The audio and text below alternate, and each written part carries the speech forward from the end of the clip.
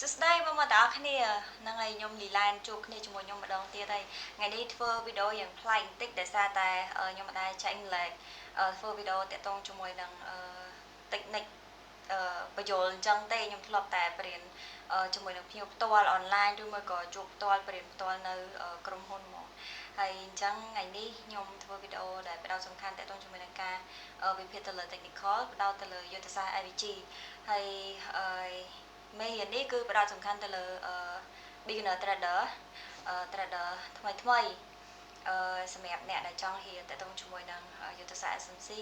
ថ្ងៃនេះខ្ញុំចែកម្លែកតាក់ទងជាមួយនឹង technique IVG ថាតើ IVG ជាអីគេហើយរបៀបប្រើប្រាស់វាមិនហើយការកំណត់សម្គាល់វាបែបម៉េចដែរអញ្ចឹងតោះចូលទៅកាន់មេរៀនយើងទាំងអស់គ្នាអញ្ចឹងចំពោះ slide ទី1ថាតើអ្វីទៅជា technical analysis technical analysis បើនិយាយរួមទៅវាជា method មួយដែលយើងអាចមើលទៅលើទីផ្សារដែលយើងអាចដឹងថាកម្លាំងទីផ្សារយើងគួរតែចូលទិញឬមួយក៏ចូលលក់ជាមួយនឹងតម្លៃអ្វីមួយតម្លៃ pair ណាមួយយើងគួរទិញលក់នៅតម្លៃណាអញ្ចឹងណាអញ្ចឹងយើងអាចវាស់វែងវាបានដោយយើងអាចដឹងពីព្យាករណ៍ពីតម្លៃអនាគតរបស់វាបានដោយតាមរយៈមើលទៅលើតម្លៃអតីតកាលរបស់វាដើម្បីវិភាគរកមើលតម្លៃដែលយើងអាចធ្វើការចូលទីផ្សារបាននៅថ្ងៃអនាគតដូចជាការវិភាគទៅលើប្រហែលជាអ្នកទាំងអស់គ្នាធ្លាប់ឮហើយការវិភាគទៅលើ chart pattern ឬមួយក៏ indicator ឬមួយក៏យុទ្ធសាស្ត្រ SMC ICT ជាដើមហ្នឹងគឺជាការវិភាគ technical យើងវិភាគដើម្បីតែរកតម្លៃទីផ្សារ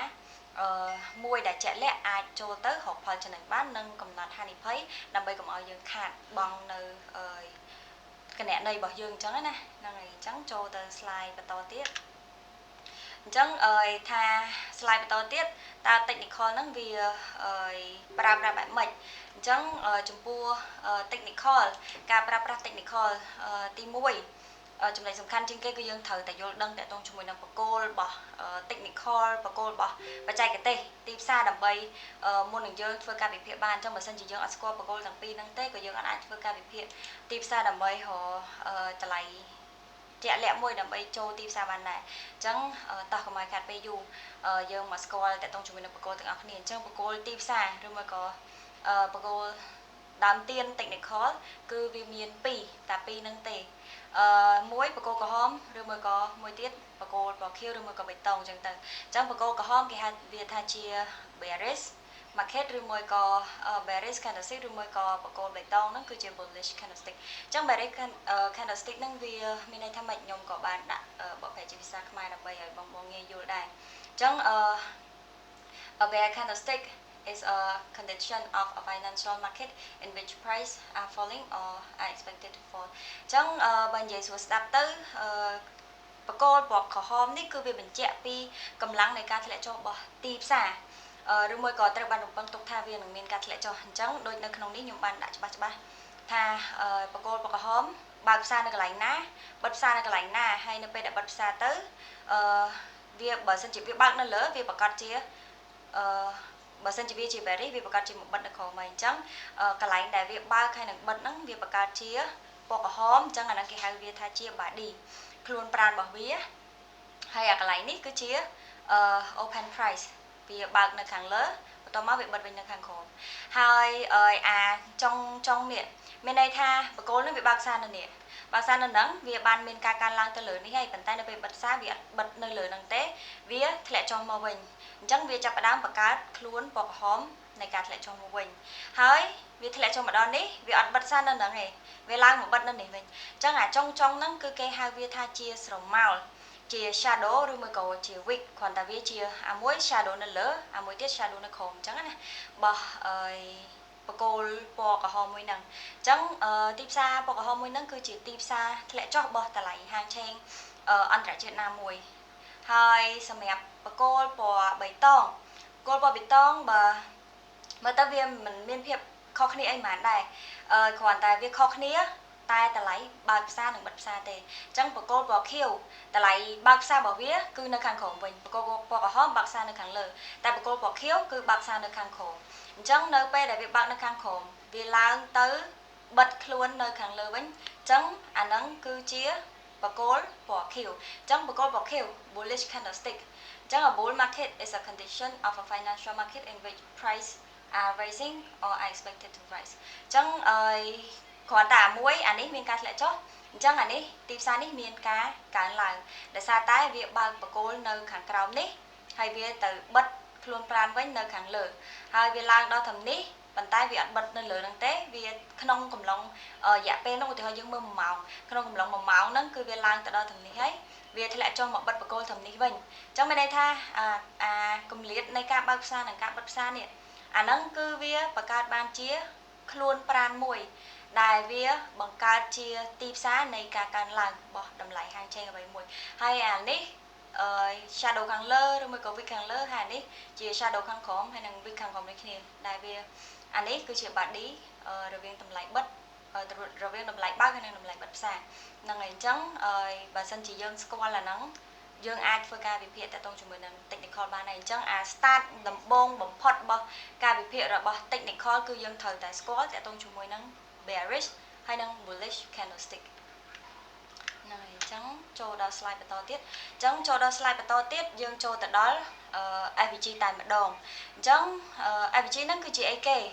ដែលយើងធ្លាប់តែឮពាក្យថា FVG ហ្នឹងតាមពិតវាជាពាក្យកាត់វាមានពាក្យពេញថាជា fair value gap អញ្ចឹង fair value gap ហ្នឹងគឺជាFVG ហ្នឹងឯងដែលតំណាងឲ្យកម្រិតតម្លៃ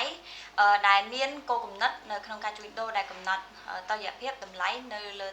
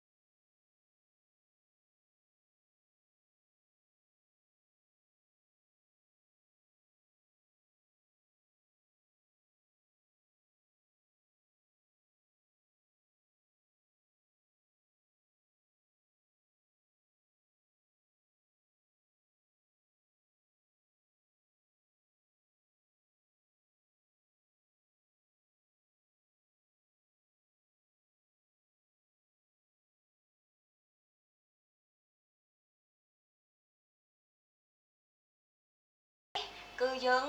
យកវាជាចំណុចកណ្ដាលដើម្បីចាប់យកឬមួយក៏ identify ទៅលើចន្លោះ gap របស់ fair value gaps ដែលអានេះខ្ញុំប្រាប់ពីរបៀបកំណត់សម្គាល់នៃ FVG អញ្ចឹងវាមាន2មាន bullish FVG ហើយនិង bearish FVG អញ្ចឹងបើសិនជាអា upper shadow នេះហើយនិងអា lower shadow នេះវាអត់ជាប់គ្នាទេអញ្ចឹងវាគឺជា FVG ហើយហ្នឹងហើយវាគឺជា fair value gap ហើយពណ៌ក្រហមក៏ដូចគ្នាដែរពណ៌ក្រហមខ្ញុំចាប់យកអានេះជាចំណុចទី1ចំណុចទី2ហើយនិងចំណុចទី3ចំណុចទី1bearish បើសិនជាវាជា bearish FVG អញ្ចឹងវាមានបកគោល3ដូចគ្នាការកំណត់សម្គាល់នៃ FVG វាមានបកគោល3ដូចគ្នាអញ្ចឹងអានេះ bearish យើងយកអា lower shadow នេះមកវាស់វែងជាមួយនឹងអា upper shadow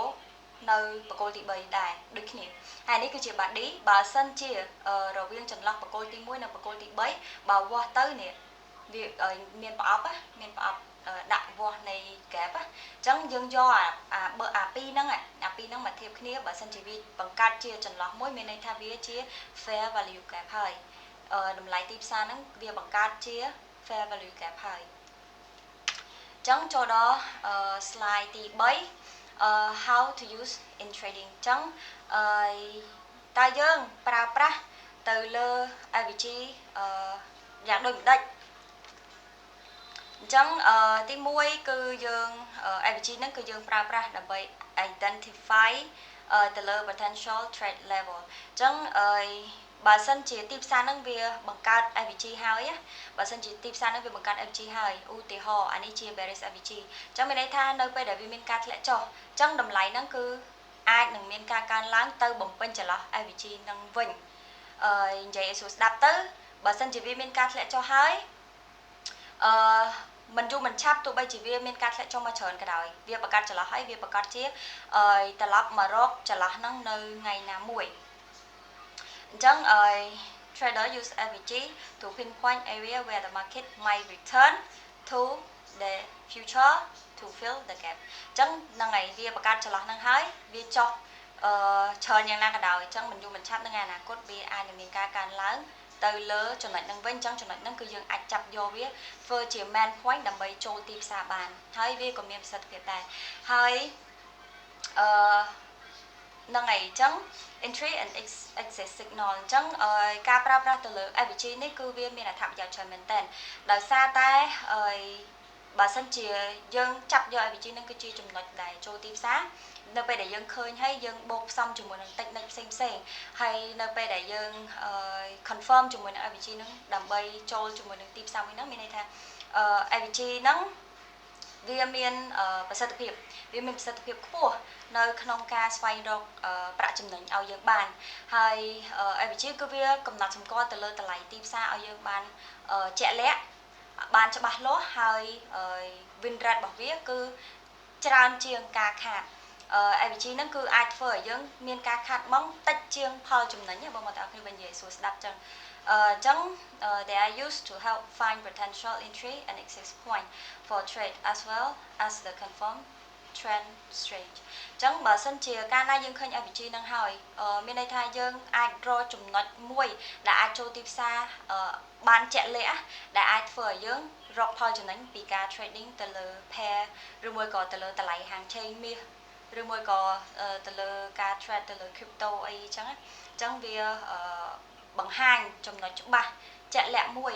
ដើម្បីឲ្យយើងចូលទីផ្សារទៅទទួលបាននៅផលចំណេញហើយមួយទៀតការបដោតសំខាន់ជាងគេចំណុចទី3គឺទៅលើ risk management អញ្ចឹង AVG ការចូលទីផ្សារជាមួយនឹងយុទ្ធសាស្ត្រ AVG គឺវាផ្ដល់ផលប្រយោជន៍ឲ្យយើងតាក់ទងជាមួយនឹងការការពារទៅលើ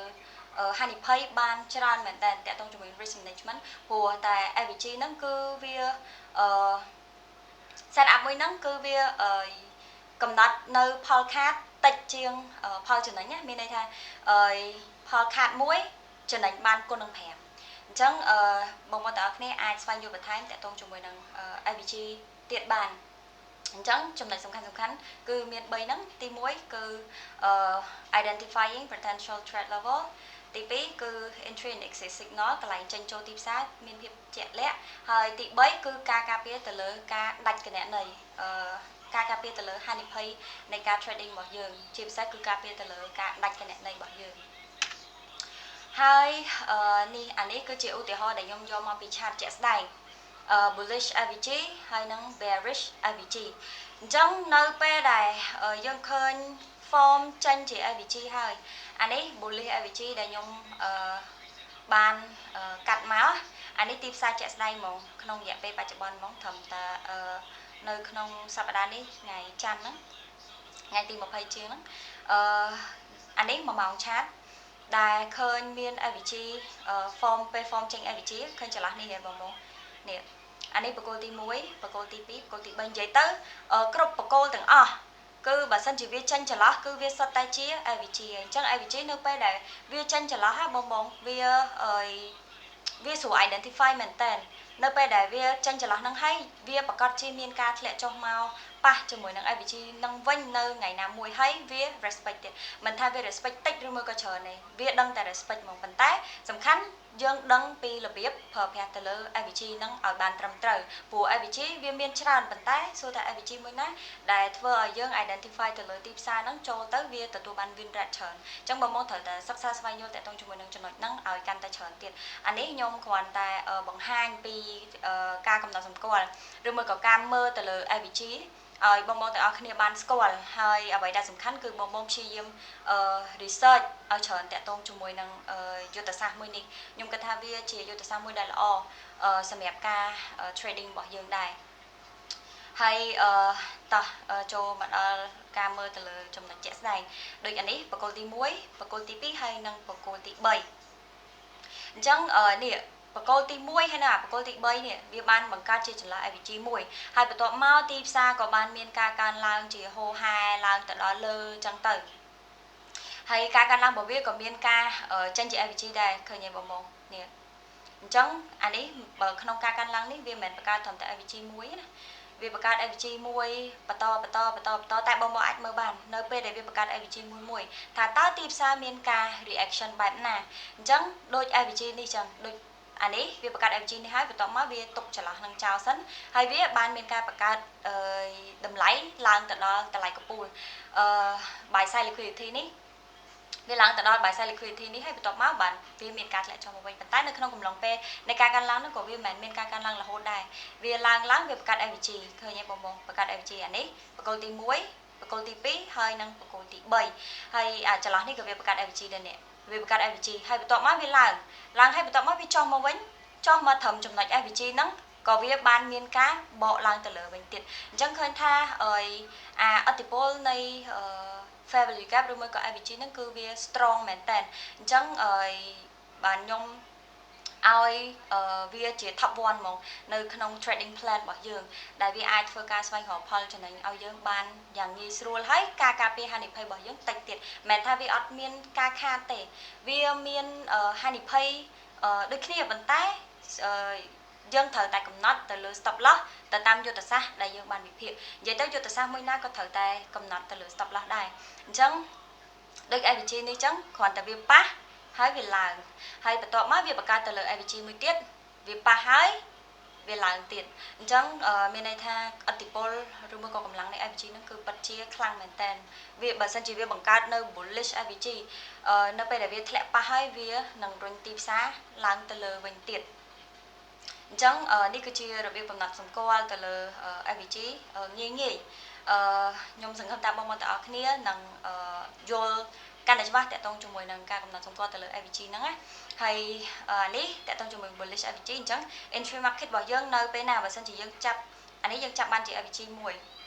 អញ្ចឹងវាឡើងហើយបន្ទាប់មកគឺយើងរងចាំទីផ្សារមានការធ្លាក់ចុះមកប៉ះជាមួយនឹង IVG ហ្នឹងបានយើងធ្វើការទិញឡើងទៅលើវិញអញ្ចឹងបើសិនជាវាបង្កើតទៅលើ bullish IVG អញ្ចឹងមានន័យថាទីផ្សារហ្នឹងគឺជាទីផ្សារដែលយើងធ្វើការរងចាំទិញដាច់ខាតគឺយើងធ្វើការរងចាំទិញបើសិនជាឃើញទៅលើ bullish IVG អញ្ចឹងនៅពេលដែលវាកាន់ឡើងហើយវាឡើងច្រើនណាស់មិនមែនឡើងតិចទេបងប្អូនទាំងអស់គ្នា1ម៉ោងពីប៉ុណ្នេះមកដល់ប៉ុណ្នេះវាបង្កើត IVG ហើយបន្ទាប់មកគឺវាមានការធ្លាក់ចុះវិញដូចតែខ្ញុំបាននិយាយអញ្ចឹងនៅពេលដែលវាបង្កើត IVG ហើយនៅថ្ងៃអនាគតទោះបីជាឡើងច្រើនប៉ុណ្ណាក៏ដោយក៏វាអាចនឹងមានការធ្លាក់ចុះមករក IVG នឹងវិញមកឬមួយក៏អាចនិយាយបានថាមក fill gap មកបំពេញចន្លោះប្រហោងនឹងវិញណាវាបង្កើតជាប្រហោងមួយហើយវាធ្លាក់ចុះមកបំពេញប្រហោងនឹងវិញអញ្ចឹងចំណុចដែលយើងគួរតែដាក់ take profit ឬមួយក៏ stop loss ឃើញហើយបងដូចខ្ញុំនិយាយអញ្ចឹងtake profit ខុសគ្នាជាមួយ stop loss ឆ្ងាយមែនតើវាអាចការពារទៅលើហានិភ័យគណនេយ្យរបស់យើងបានstop loss មួយប៉ុន្តែ take profit អាចនឹងពីគុណនឹង3ឡើងទៅអញ្ចឹងអានេះគឺ win rate វាខ្ពស់មែនតើអាស្រ័យទៅលើបងប្អូនទាំងអស់គ្នាស្វែងយល់បន្ថែមតកតងជាមួយនឹងយុទ្ធសាស្ត្រមួយនេះឲ្យកាន់តែច្បាស់ព្រោះយើងមិនប្រើតែ IVG នឹងមួយដើម្បីចូលទីផ្សារទេក៏យើងមើលទៅលើលំហូរទីផ្សារផ្សេងៗទៀតដើម្បីបូកផ្សំចូលគ្នាជាមួយនឹង IVG ហ្នឹងធ្វើឲ្យការចូលទៅលើទីផ្សាររបស់យើងកាន់តែមានប្រសិទ្ធភាពហើយទទួលបាននូវផលចំណេញច្រើនហើយអញ្ចឹងយើងចូលទៅដល់ bearish IVG វិញម្ដងចឹង bearish IVG ហ្នឹងមានន័យថាទីផ្សារហ្នឹងមានការធ្លាក់ចុះមកក្រោមរហូតមកដល់នេះអានេះវាបង្កើតជាចន្លោះ IVG មួយអានេះក៏វាបង្កើតជាចន្លោះ IVG មួយអញ្ចឹងIVG ហើយនេះក៏វាបង្កើតជាចន្លោះ IVG មួយដូចគ្នាអញ្ចឹងនៅពេលដែលវាមានការធ្លាក់ចុះអញ្ចឹងវាបង្កើតជាទៅយក IVG ទី1សិនហើយបន្ទាប់មកយើងចាំមើល reaction របស់ទីផ្សារឃើញទេនៅពេលដែលវាបញ្យក IVG ហ្នឹងហើយក៏វាបានមានការធ្លាក់ចុះអញ្ចឹង IVG ដែលយើងចាំមើលបន្តទៀតគឺនៅចន្លោះ IVG ទៀតហើយការចូលរបស់ទីផ្សារ bearish ក៏ដូចគ្នាដែរ bullish នៅពេលដែលវាបង្កើត IVG bullish មានន័យថាទីផ្សារហ្នឹងមានការកើនឡើងបានវាបង្កើត IVG ទៅលើIVG bullish ហ្នឹងហើយបន្ទាប់មកយើងរងចាំឲ្យវាតែធ្លាក់មកប៉ះជាមួយនឹង IVG bullish ហ្នឹងហើយបានយើងធ្វើការទិញឡើងហើយ IVG bearish ក៏ដូចគ្នាដែរនៅពេលដែលយើងឃើញតកតងជាមួយនឹង IVG bearish យើងគឺដាច់ខាតត្រូវតែរងចាំលក់ជាមួយនឹងតម្លៃហាងឆេងអ្វីមួយដែលយើងវិភាគអញ្ចឹងដូចអានេះអញ្ចឹងនៅពេលដែលវាប៉ះ IVG គឺវាបានមានការ respect ធ្លាក់ចុះមកក្រោមច្រើនមែនតើអញ្ចឹងនៅពេលដែលវាប៉ះហើយវា respect ធ្លាក់ចុះមកក្រោមហើយ stop loss របស់យើងគឺនៅខាងលើតម្លៃ buy side liquidity ហើយ take profit របស់យើងមករក IVG bullish ឬមួយក៏តម្លៃ sell side liquidity អញ្ចឹងខ្ញុំសង្ឃឹមថាបងបងយល់ច្បាស់តាក់ទងជាមួយនឹងចំណុចហ្នឹងខ្ញុំបានបញ្យល់ទាំងអត្ថន័យទាំងរូបរាងហើយនិងរបៀបនៃការចូលទីផ្សារទាំង bullish IVG ហើយនិង bearish IVG តើយើងគួរចូលទីផ្សារពេលណាហើយនិងគួរចេញពីទីផ្សារពេលណាអញ្ចឹងខ្ញុំមានតែប៉ុណ្្នឹងទេបងបងទាំងអស់គ្នាបើសិនជាបងបងមានចម្ងល់អីបន្ថែមបងបងអាចធ្វើការតំណែងមកខ្ញុំផ្ទាល់តាមរយៈ Telegram ឬមួយក៏តាមរយៈchannel របស់នាងខ្ញុំតែខ្ញុំបានបង្កើតដើម្បីធ្វើការបរៀនជូនទៅកាន់បងបងទាំងអស់គ្នាក៏ដូចជាចែកម្លែកតទៅជាមួយនឹងព័ត៌មានជាប្រចាំថ្ងៃអញ្ចឹងខ្ញុំសង្ឃឹមថាបងបងនឹងយល់ចំណុចមួយនេះហើយបើសិនជាខ្ញុំមានពេលវេលាខ្ញុំនឹងធ្វើការបរៀនបងបងតទៀតទៅវគ្គតតាក់ទងជាមួយនឹងចំណុច IVG ឬមួយក៏យុទ្ធសាស្ត្រល្អៗផ្សេងទៀតជូនទៅកាន់បងបងទាំងអស់គ្នាអញ្ចឹងបើសិនជាបងបងមានចង្អល់អីអាចតម្លែងនៅក្នុង comment សិនឬមួយក៏បងបងចង់ឆាតមកខ្ញុំផ្ទាល់ក៏បានដែរបាយបាយ